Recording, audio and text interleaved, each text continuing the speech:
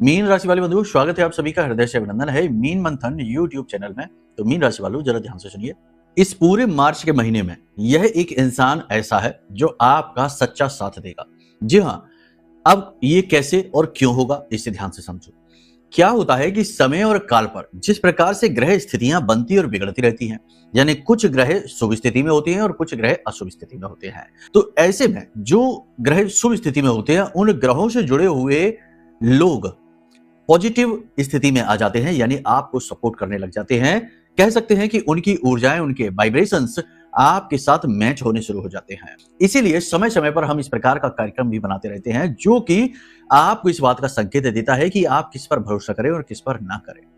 तो इस कार्यक्रम में भी हम आपको इसी विषय पर चर्चा करने जा रहे हैं, ज्ञान देने जा रहे हैं, क्योंकि यह बहुत ही महत्वपूर्ण महीना है। इस महीने में परिवर्तन की शुरुआत होगी, कुछ बड़ा, कुछ अद्भुत आप करने जा रहे हैं। यह महीना आपके जीवन में एक मील का पत्थर साबित होने जा रहा है।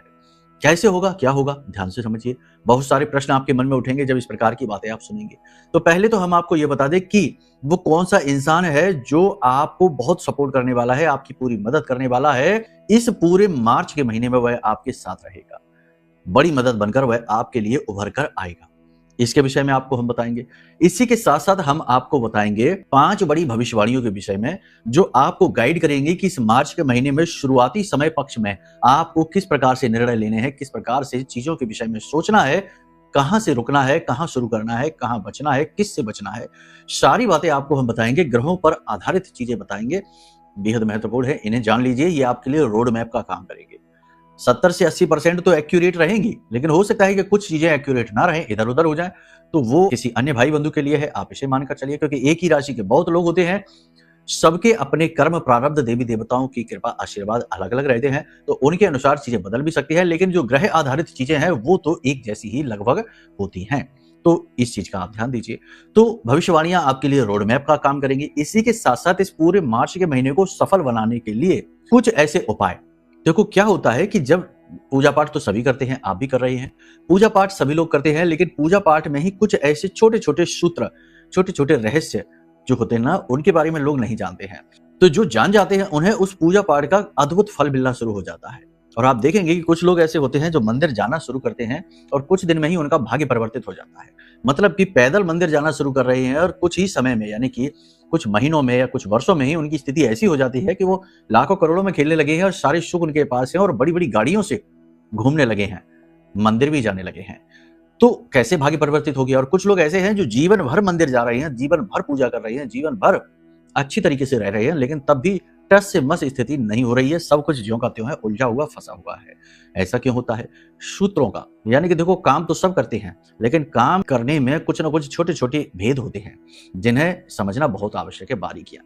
जैसे कि हमारे जमाने में, पुराने जमाने में कहावत कही जाती थी कि चने तो एक मजदूर भी खाता है, मजबूरी में खाता है, क्योंकि उसके पास कुछ खाने के लिए नहीं है, तो बेचारा पेट भरता है। चना उसका पेट भरने का काम करता है।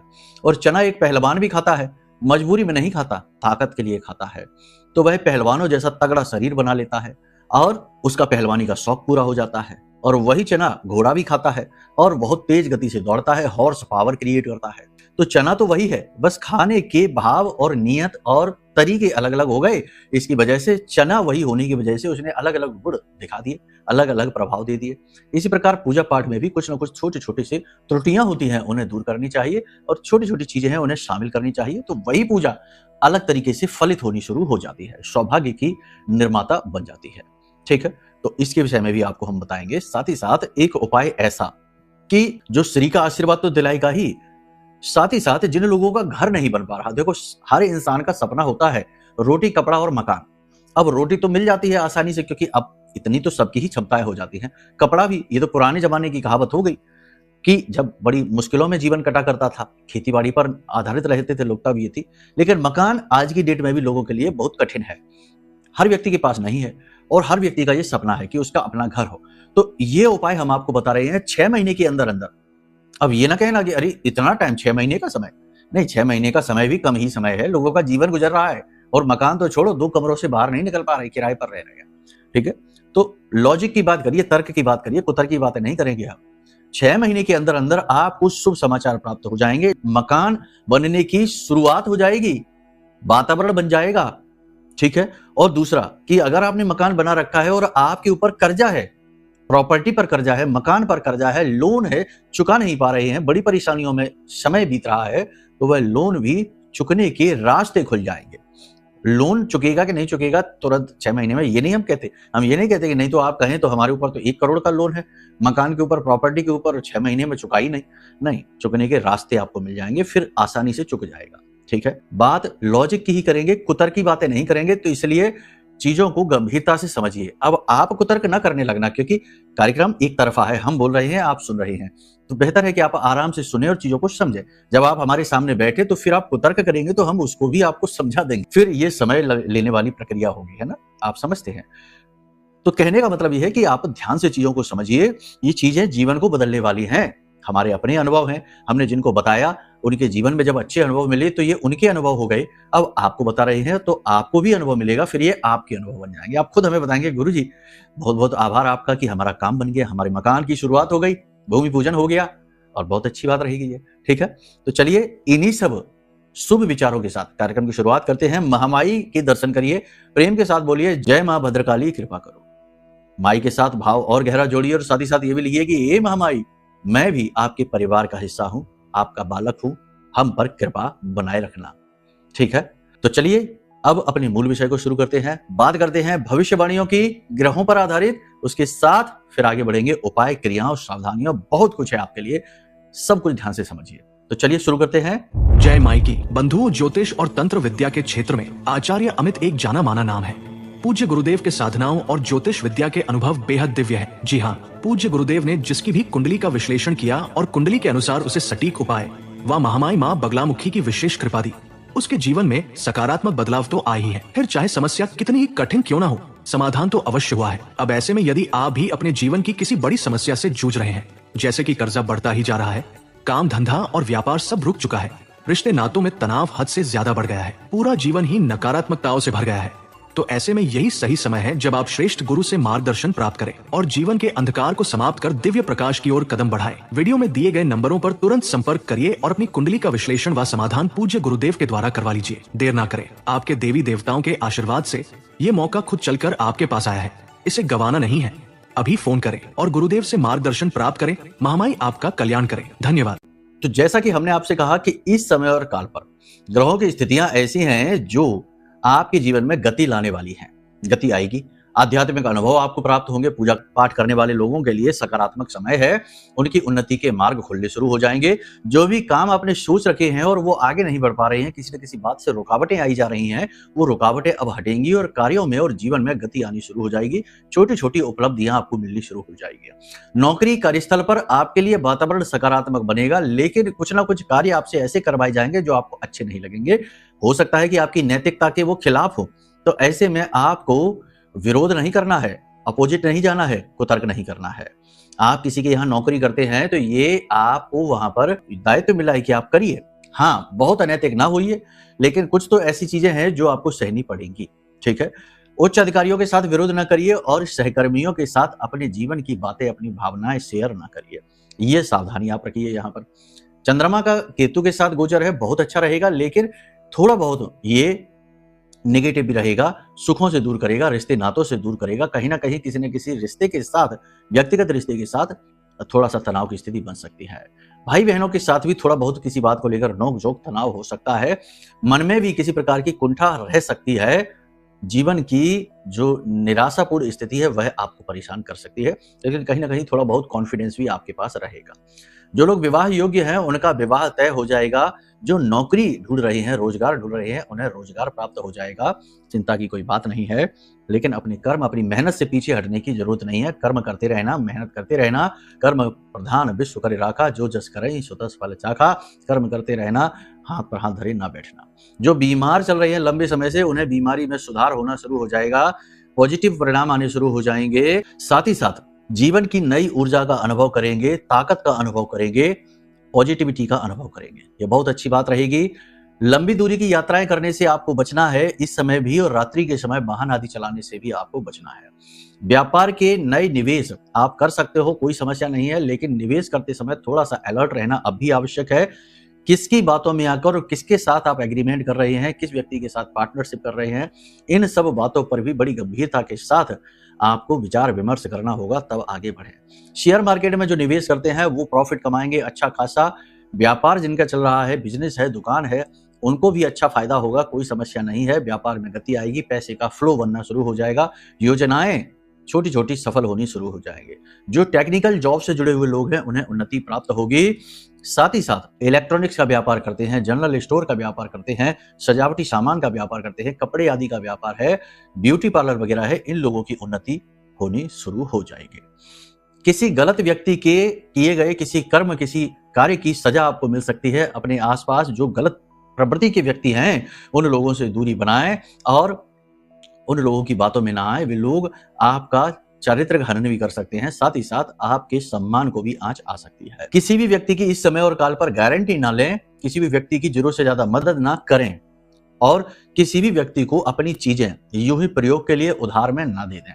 खास तौर से अपने वस्त्र, अपने जूते चप्पल, अपना इत्र और ब्यूटी का जुड़ा हुआ सामान किसी को भी ना दें, आभूषण वगैरह। आपके साथ किसी प्रकार का छल या चोरी भी हो सकती है, तो थोड़ा सा अपनी चीजों को संभाल कर रखिए। खास तौर से आभूषण और ज्वेलरी वगैरह जो होती है ना, उनकी चोरी हो सकती है, खो सकती है। इसी के साथ साथ आपको मोच आ सकती है, साथ ही साथ फिसल कर गिरने का भी डर है। छोटी मोटी दुर्घटना और घुटने और कमर में दर्द या चोट लगने की स्थिति भी बन सकती है। कर्जा लोन की समस्या आपको परेशान कर सकती है, लेकिन कहीं ना कहीं इसमें थोड़ी बहुत राहत भी आपको मिलेगी। कोई मददगार आपके साथ आ सकता है आपकी मदद करने के लिए। इस समय और काल पर जो लोग नौकरी कर रहे हैं वो ज्यों की त्यों स्थिति में रहें, नौकरी बदलने के विचार मन में आए तो इस समय पर एक्शन ना लें। सोचते रहें, ढूंढते रहें, लेकिन इस समय पर नौकरी बदलने का प्रयास ना करें, वरना प्रयास गलत ही साबित होगा। किसी भी प्रकार की चिंता ना करें, किसी भी प्रकार का मन में बोझ ना रखें। याद रखें कि जीवन में जो भी कुछ हासिल होता है, प्रयत्न और प्रयास करने के बाद भी यदि जीवन में कष्ट हासिल होता है, दुख हासिल होता है, तो वह नियति की देन है, ईश्वर की देन है, विधि का विधान है। जाहि विधि राखी राम ताहि विधि रहिए। तो ये ईश्वर की विधि है, जिस विधि से वो रखना चाहे रहिए। इसमें दुखी या व्यथित होने से, परेशान होने से कोई फायदा नहीं है और कोई इसका कारण भी नहीं बनता है। सबसे बड़ी बात यह है कि यदि कर्म आपने किया है तब भी आपको सुख नहीं मिल रहा, तो इसमें आपका तो कोई दोष है ही नहीं, क्योंकि आपने तो अपनी ड्यूटी पूरी कर ली। अब ऊपर वाला जो आपको नहीं दे रहा तो वह अपनी ड्यूटी कर रहा है, तो उसके कार्यों में भी सहयोग करना है आपको। देखो, ये आध्यात्मिक विचार है, इसे थोड़ा गहराई से विचार करें तो चीजें बड़ी अच्छी महसूस होने लगती हैं। विषम परिस्थिति में भी कॉन्फिडेंस, विश्वास, आत्मविश्वास बढ़ने लगता है। अब ऐसी स्थिति में आपको 3 चीजों पर ध्यान देना है। पहली चीज तो ये कि अपनी वाणी को आप नियंत्रित रखिए, क्योंकि बुध बकरी चल रहा है और अभी लंबे समय तक चलेगा, तो बकरी बुध आपकी वाणी अवश्य खराब कराएगा। पहली चीज तो ये कि आप जो कुछ भी लोगों से कहेंगे, अच्छी बात कहेंगे, उसका लोग गलत मतलब निकालेंगे, उल्टा सीधा मतलब निकालकर आप पर ही लांछन लगा देंगे, दोषारोपण हो जाएगा। तो अपनी वाणी पर आप नियंत्रण रखिए। जहां जरूरी है, जहां कोई मांगे वहां सलाह दीजिए, बिना मांगे किसी को भी सलाह नहीं देनी। पहली चीज तो ये। दूसरी चीज यहां पर यह है कि वाणी को असभ्य नहीं करना। कोई भड़का रहा है, क्रोध दिला रहा है, गुस्सा आ रहा है, नियंत्रित वातावरण बनाकर रखिए। जरूरत है तो रिएक्ट करिए, नहीं तो आगे बढ़ जाइए। उस परिस्थिति को छोड़ दीजिए, उस व्यक्ति से दूरी बना लीजिए जो आपको भड़काने का, उकसाने का कार्य करता है, क्योंकि आप असभ्य यहां बोलेंगे और कल आपका काम खराब हो जाएगा, बुध आपका काम बिगाड़ देगा। तो वाणी पर नियंत्रण रखना बेहद आवश्यक है। और इसी के साथ साथ अपने लिए, खुद के लिए भी नेगेटिव नहीं बोलना है। बहुत से लोग ऐसे हैं जो खुद को ही कोसते रहते हैं, खुद की ही किस्मत को, खुद के भाग्य को, खुद के जीवन को, खुद के शरीर को कोसते रहते हैं कि कैसा शरीर दिया भगवान आपने हमको, कैसा जीवन दिया भगवान आपने हमको। ऐसे नहीं करना है, खुद को नहीं कोसना है। वाणी हमेशा विनम्र होनी चाहिए और वाणी में हमेशा धैर्य झलकना चाहिए, आभार झलकना चाहिए, क्योंकि जो भी कुछ है आपके पास वो सब कुछ आपको दिया गया है। आपका शरीर, आपका वातावरण, जैसा भी है, जो भी कुछ है वो आपको दिया गया है। आपने खरीदा नहीं है कहीं से, आपने इसकी कोई कीमत नहीं चुकाई है। यानी जो मुफ्त में मिली हुई चीज है उसका आभार तो होना ही चाहिए। हाँ, ये बात अलग है कि आज के इस भौतिकवादी युग में लालसाएं इतनी ज्यादा बढ़ जाती हैं कि हर चीज कम ही लगती है, तो इसलिए इंसान व्यथित होने लगता है, दुखी होने लगता है, तमाम तरीके की नकारात्मक बातें करने लगता है और कोसने लगता है। अंत समय में सब चीजें खुलकर सामने आ जाती हैं तो फिर अपनी ही बातों पर इंसान को पछतावा होता है। इसलिए अंत समय पर आपने देखा लोगों के आंसू बहते हैं, वो इसीलिए है, पछतावे के आंसू होते हैं वो, क्योंकि जो कुछ भी जीवन में किया वो सब पानी में चला गया, किसी काम का ना रहा, जीवन ही बेकार हो गया। तो आभारमय जीवन हमेशा उच्च स्तरीय जीवन होता है। ठीक है। दूसरा कि अभिमान नहीं करना है किसी भी चीज का। आपके पास जो भी कुछ है उसका भूल कर भी अपमान ना करें। पद प्रतिष्ठा है उसका अभिमान ना करें। पूजा पाठ अनुष्ठान करते हैं, उपलब्धियां हैं, उसका अभिमान ना करें। पैसा है, जो भी कुछ है, सुंदरता है, उसका अभिमान ना करें। हमने पिछले कार्यक्रम में भी कहा था कि अभिमान भी 3 तरीके के होते हैं और कुछ अभिमान ऐसे हैं जो पता ही नहीं लगता कि अभिमान है और अभिमान होते हैं। जैसे कि कोई व्यक्ति पूजा पाठ बहुत करता है, मंत्रोच्चारण बहुत करता है और बड़े ही गर्व के साथ, घमंड के साथ कहता है कि अरे हम तो बहुत बड़े भक्त हैं, हम तो इतने मंत्रोच्चारण करते हैं, हमारे जैसा कौन है, हमने तो बड़ा ये किया है, वो क्या। वो व्यक्ति को क्या है, सत अभिमान है, सात्विक अभिमान है, अभिमान है उसका, सात्विक सही लेकिन है तो अभिमान ही। ऐसे ही कोई व्यक्ति अपनी चीजों का, अपनी भौतिक सुख सुविधाओं का दिखावा करता है तो उसके पास राजसिक अभिमान है। और कोई व्यक्ति अपनी शक्ति का प्रदर्शन करता है, उस पर अभिमान करता है, दूसरों को कुचलने में, रौंदने में विश्वास रखता है, तो वो तामसिक अभिमान है। तो अभिमान कभी कभी ऐसे होते हैं जो दिखते ही नहीं है और होते हैं और फिर उनकी वजह से हमारे जीवन में कष्ट आता है, दोष उत्पन्न हो जाता है। तो इसलिए खुद की खामियों को जानना भी हमारा दायित्व है और जानना है, और ये सबसे कठिन काम है, ठीक है ना। इसलिए तो कहा गया कि बुरा जो देखन मैं चला, बुरा ना मिलिया कोई, जो मन देखा अपना तो मुझसे बुरा ना कोई। तो जब आप खुद की कमियों को देखना शुरू करेंगे तो आपको पता लगेगा कि आपके अंदर तो बहुत सारी खामियां हैं। हम ये नहीं कह रहे कि आपके अंदर खामियां हैं तो अब आप क्या करें, आप उन खामियों को चुन चुन कर बाहर निकालिए। जब हमें पता चलता है कि यहाँ प्रॉब्लम है तो उस प्रॉब्लम को दूर करने के तरीके भी हम खोज लेते हैं और आप इस तरह से निर्मल, शुद्ध, पवित्र हो जाते हैं। यही तरीके हैं, गुरु तो आपको यही बताएंगे, ठीक है। तो सारी बात यहां तक आपने समझ ली है। अब ध्यान से सुनो, 3 चीजों का ख्याल रखिए, ये बेहद महत्वपूर्ण है। पहली चीज तो ये कि वाणी पर नियंत्रण रखिए। फिर से कहते हैं हम आपको, क्योंकि यहीं से दोष उत्पन्न होंगे, यहीं से चीजें खराब होनी शुरू हो जाएंगी। दूसरा कि अपने पैसे को संभाल कर रखिए, बचा कर रखिए। किसी भी नए व्यक्ति पर, अनजान व्यक्ति पर तुरंत भरोसा करके और किसी काम की शुरुआत न कर लीजिए, ठीक है ना। तीसरी चीज यह है कि अपनी स्वास्थ्य सेहत का तो रखिए ही ख्याल, अपने व्यवहार का भी ख्याल रखिए। आपका व्यवहार दुर्व्यवहार ना हो, आपका व्यवहार अनियंत्रित व्यवहार ना हो जाए, आपका व्यवहार भावावेश में आया हुआ व्यवहार ना हो जाए कि भावनाओं में बहकर कुछ कर डाला, अब उसकी कीमत चुका रहे हैं और इंसान अपना काम निकाल के आगे बढ़ गया और आप खड़े हैं और कीमत चुका रहे हैं। ऐसा ना करें, ठीक है। घर मकान यदि बनवाना चाहते हैं या किसी भी प्रकार की प्रॉपर्टी की खरीद बिक्री का व्यवसाय है तो वहां पे आपको लाभ मिलेंगे, उन्नति मिलेगी। बस लंबे चौड़े इन्वेस्टमेंट सोच समझ कर करें, ठीक है। सारी स्थिति यहां पर हमने आपको स्पष्ट तौर पर बता दी है। दाम्पत्य जीवन की बात यदि करें तो वहां पर सब कुछ ठीक रहेगा, लेकिन जीवन साथी की सेहत को लेकर थोड़ा सा आप चिंतित रहेंगे। हालांकि सेहत बहुत खराब नहीं, लेकिन तब भी आप थोड़े से चिंतित महसूस करेंगे। प्रेम तत्व की आपस में कमी भी आप महसूस करेंगे। प्रेमियों की बात करें तो वहां पर भी थोड़ा तनाव की स्थिति रह सकती है। किसी बात को लेकर खींच रहेगी, किसी बात को लेकर खींचतान से रहेगी, वह बात नहीं रहेगी जो होनी चाहिए, यानी कि प्रेम का भाव की कमी महसूस करेंगे। किसी प्रकार के तीर्थ स्थल पर आप जा सकते हैं, धार्मिक स्थल पर जा सकते हैं, भगवान के भजन सुनकर अपने मन को शुद्ध करने का प्रयास कर सकते हैं, संतों की वाणी सुन सकते हैं, जिससे आपको बड़ा शांति सुकून महसूस होगा। योग प्राणायाम भी आप करेंगे, ध्यान भी करेंगे, मेडिटेशन भी करेंगे और इससे भी आपको बड़ी सुख शांति का अनुभव होगा। कहने का मतलब यह है कि यह समय और काल अच्छा है। इस समय और काल पर आपको उन्नति प्राप्त होगी, बशर्ते कि नियंत्रण इसकी चाबी है, ठीक है। अब बात करते हैं उस व्यक्ति की, लेकिन एक चीज ध्यान से सुनो कि जो भी बातें हम आपको यहां बता रहे हैं वे बातें आपके ग्रह गोचरों पर आधारित हैं। अब ऐसे में यदि आपकी जन्मपत्री में कोई पाप ग्रह योग बना बैठा है तो हो सकता है कि आपके जीवन की स्थिति एकदम उलट हो। लाभ तो बिल्कुल भी ना हो, नुकसान ही नुकसान होता जा रहा है। यह लंबे समय से आप किसी प्रकार की परेशानी से जूझ रहे हैं और छुटकारा मिल ही नहीं रहा है, प्रयास निष्फल होते जा रहे हैं, या किसी ने धोखा दे दिया या कुछ और गलत हो गया आपके साथ। तो ये सारी चीजें तब होती हैं जब कुंडली में पाप ग्रह योग होते हैं। तो सरल उपाय है कि कुंडली का आकलन करा लो। कुंडली के सारे दोष पता लग जाएंगे और उसके सारे उपाय आपको हम दे देंगे। साथ ही साथ कुछ कुंडली में ऐसे शुभ ग्रह योग होते हैं जो सुप्त अवस्था में रहते हैं, वो कभी जीवन भर जागृत ही नहीं होते, तो उन्हें जागृत करने के उपाय भी आपको हम बता देंगे। साथ ही साथ आपको अपनी स्वयं की सुरक्षा के लिए ब्रह्मास्त्र विद्या मां बगलामुखी का यह महारक्षा कवच भी अवश्य मंगाना चाहिए। यह महाशक्तिशाली बालगा कवच है जो महाविद्या के, ब्रह्मास्त्र विद्या के सबसे शक्तिशाली मंत्र से जागृत है, अभिमंत्रित है। हमारी देवी, आराध्य देवी मां बगलामुखी के सिद्ध मंत्र से जागृत है। तो इस महारक्षा कवच में इतनी शक्ति है कि यह तुरंत आपके जीवन में चमत्कारी परिणाम ला सकता है। बहुत सारे लोगों के जीवन में बड़े ही अद्भुत अनुभव हुए हैं। बहुत लोगों के जीवन में शुभ अनुभव हुए हैं। जिनके विवाह नहीं हो रहे थे उनके विवाह हो गए, जिनके विवाह टूटने के कगार पर थे उनके विवाह फिर से जुड़ गए। पति पत्नी जो कि एक दूसरे की शकल भी नहीं देखना चाहते थे, वो प्रेम के साथ रहना शुरू कर दिए। मतलब जहां नकारात्मकता की वजह से जीवन दूषित हो गया था, वहां नकारात्मकता हट गई और जीवन सकारात्मक हो गया, क्योंकि ये तो देवी की कृपा है, देवी का आशीर्वाद है। और ये कोई ऐसा नहीं है कि कुछ दिन तक काम किया, ये तो जीवन भर की सुरक्षा है। तो इसे आप जरूर मंगाइए, ये आपके लिए निर्मित किया गया है। ठीक है, तो चलिए यहाँ तक सारी बात आपने समझी। अब बात करते हैं उस व्यक्ति की। तो देखो, आपके आसपास कोई व्यक्ति ऐसा है जिसकी राशि तुला है या जिसकी राशि वृषभ है। 2 मार्च से लेकर पूरे मार्च के महीने वह व्यक्ति आपका साथ देगा, आपकी रक्षा करेगा और आपका काम बनने में सपोर्ट करेगा। ठीक है, तो आप इस चीज को देख लीजिए, क्योंकि ये राशि के व्यक्ति आपके साथ अलाइन कर रहे हैं और आपके जीवन में बड़े ही शुभ लाभ देने वाले हैं। ठीक है, तो यहां तक सारी बात आपने समझ ली है। अब इन बातों को जीवन में उतारिए। बात करते हैं अब उपाय की। वह उपाय जो आपको घर मकान बना कर देगा 6 महीने के अंदर अंदर। इसे भी जान लो और करना शुरू करो। 6 महीने के बाद बात करेंगे मकान बना के नहीं बना। ठीक है, तो इस उपाय के लिए आपको क्या करना है, शनिवार के दिन से इस उपाय को आप प्रारंभ करेंगे। इस उपाय को प्रारंभ करने के लिए आपको कुछ चीजों की आवश्यकता है। एक लोहे का दीपक की आवश्यकता है। ठीक है, मकान शनि ही बनाकर देता है, याद रखना। तो लोहे के दीपक की आवश्यकता है। समी का पौधे की आवश्यकता है। समी का पौधा अपने घर में ही आप लगा लीजिए, बालकनी में लगा लीजिए।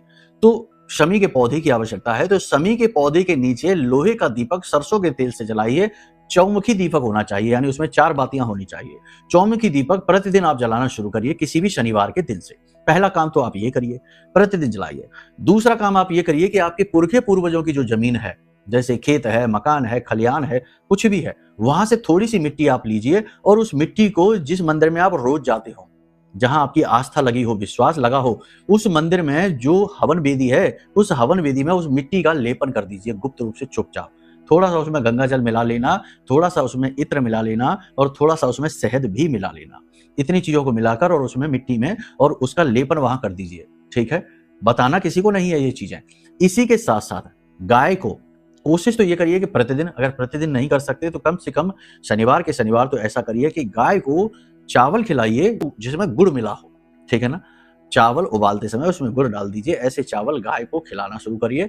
इसी के साथ साथ अपने पुरखे पूर्वजों की ही जमीन से थोड़ी सी मिट्टी लीजिए और उसमें एक मकान का मॉडल बना लीजिए, रूप बना लीजिए मकान का। ऐसा ही छोटा सा, जैसे खिलौना होता है बच्चे बनाते हैं, ऐसा एक खिलौना जैसा बना लीजिए और उस खिलौने को आप गाय के गोबर से लेपन कर दीजिए। ठीक है ना, खिलौना मिट्टी के बनाया, उसके ऊपर गाय के गोबर से लेपन कर दिया और उसके बाद सुखाने के बाद उसे अपने पूजा घर में आप रख लीजिए और प्रतिदिन उस मकान में, बने हुए मकान में आप एक छोटा सा सरसों के तेल का दीपक जलाना शुरू कर दीजिए। इन क्रियाओं को आपने यदि करना शुरू कर दिया, कोई मंत्रोच्चारण नहीं है, कुछ भी नहीं है, बस ये छोटे छोटे से कर्म हैं, इन्हें गुप्त रूप से करना शुरू कर दीजिए। इन क्रियाओं को यदि आपने करना शुरू कर दिया तो आप देखेंगे कि कैसे ऊर्जाएं एकदम से परिवर्तित होनी शुरू हो जाएंगी, चीजें अनुकूल होनी शुरू हो जाएंगी, अपने आप वातावरण निर्मित होने शुरू हो जाएंगे और मकान बन जाएगा। ठीक है, अब इसमें भी पेच है। देखो, हर बात में कुछ ना कुछ भेद होता है, पेच होता है। यदि आपकी जन्म पत्री में शनि खराब होकर बैठा है तो आपको 48 वर्ष की उम्र से पहले वो मकान बनाकर देगा ही नहीं। और अगर आपने जबरदस्ती बना लिया तो पिता के लिए बहुत खतरा है। पिता का स्वास्थ्य सेहत बुरी तरीके से खराब हो जाएगा, पिता का सुख नहीं मिलेगा। दूसरा, आपकी स्वास्थ्य सेहत खराब हो जाएगा, आपका बुढ़ापा बिगाड़ देगा। तीसरा, आपको अचानक से लॉसेस दे देगा, धन का नुकसान बहुत बड़ा दे देगा और भी बहुत सारी समस्याएं दे देगा, क्योंकि शनि उस समय पर बहुत क्रोधित हो जाता है। तो अब आपकी जन्मपत्री में शनि की स्थिति यदि अच्छी नहीं है तो इस उपाय को करने से पहले आप कुंडली दिखाकर शनि की स्थिति को दुरुस्त कर लीजिए, अनुकूल कर लीजिए, फिर इस उपाय को करिए। नहीं तो मकान तो आपका बन जाएगा, लेकिन शनि आपकी पत्री में खराब होकर आपको कई दुष्परिणाम देना शुरू कर देगा। ठीक है, तो इस प्रकार के उपाय इसीलिए बताए नहीं जाते कि लोग समझते नहीं है, बस करना शुरू कर देंगे, काम तो हो जाएगा लेकिन दूसरी समस्या खड़ी हो जाएंगे, इसलिए ये उपाय नहीं बताए जाते। अब हमने बता तो दिया, लेकिन आपको पूरी बात सुननी है, तब निर्णय लेना है। ठीक है, तो चलिए इन उपायों को करिए, सावधानियों को रखिए। जीवन सुंदर है, इसे और सुंदर बनाइए। ठीक है, आस्तिक रहिए, धार्मिक रहिए, सात्विक रहिए, आशावान बने रहिए। तो अपनी वाणी को यहीं पर हम विराम देते हैं। मन में यदि कोई प्रश्न उठे, जैसे कि कुंडली आकलन कराना है, महारक्षा कवच लेना है या कुछ और भी जानना है, तो कॉल कर सकते हैं। वीडियो में नंबर दिए गए हैं, धाम के नंबर हैं। कॉल करने का समय है दिन में 10 बजे से लेकर शाम को 4 बजे तक, इसके बाद, इसके पहले नहीं। ठीक है, तो चलिए प्रेम से बोलिए जय माई की, जय मां बगलामुखी। हमारे प्रिय और परम पूज्य आचार्य जी ने अपनी साधनाओं के अनुभवों पर आधारित शक्तिशाली उपाय और क्रियाओं के माध्यम से हजारों लोगों के जीवन को पूरी तरह से बदला है। आचार्य जी के द्वारा बताया गया हर एक उपाय इतना सटीक और कारगर होता है कि जो भी इसे पूरे भाव के साथ कर लेता है, उसे साक्षात महामाई की कृपा और आशीर्वाद प्राप्त हो जाती है। इसलिए निसंकोच इन उपायों को पूरे भाव के साथ करिए, आपका कल्याण होगा। जय माई की।